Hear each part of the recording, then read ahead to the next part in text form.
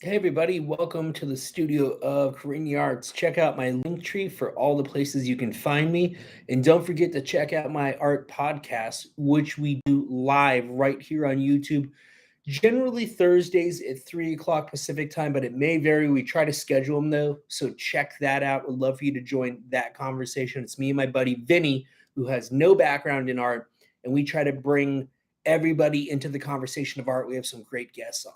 But today I wanted to talk about where you should sign your art. So the first thing I want to ask is, where do you sign your art and why? And I look back at my artistic journey, and there was a time that I used to sign my work on the front, and it was big and it was bold.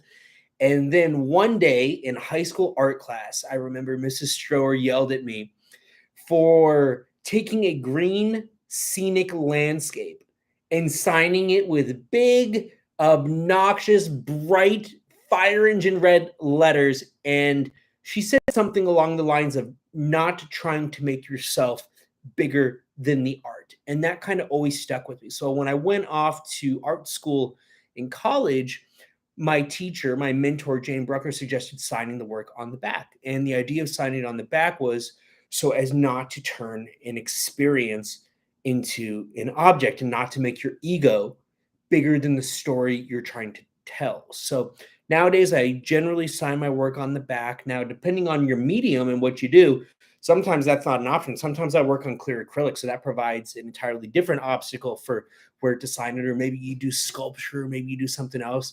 So you never wanted to get lost that it is your work. Of course, you wanted to come back to you, but you don't want to make the impression of your name, your ego, larger than what you're trying to share with the world. At least I don't. Maybe you do. And if you do, I'm not going to pass judgment.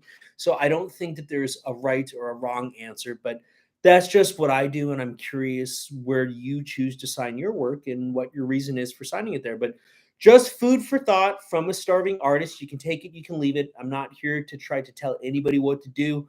I just try to share my experiences and help others on the journey. So as I say, don't be afraid to be different, be afraid to be the same. So I don't want you to think like me. I just want to share the stories, the information, hopefully give back and help some other people. But I'd love for you to check me out on the podcast. This week, we're going to talk about how to price your art. So join me there. I'm also going to try to actually create a playlist here on YouTube and shift all of my old art talks under that so that they're easier for you to find, because maybe I shouldn't have been making it so hard for you to find. And then maybe you would have watched a couple more of them. So right after this video, I'm going to go over there, try to do that. But don't forget to sign your art, because you do want credit. You do want people to know, but think twice about where you sign it and think about why you sign it that way. I'll see you next time. Have a great day. Signing off.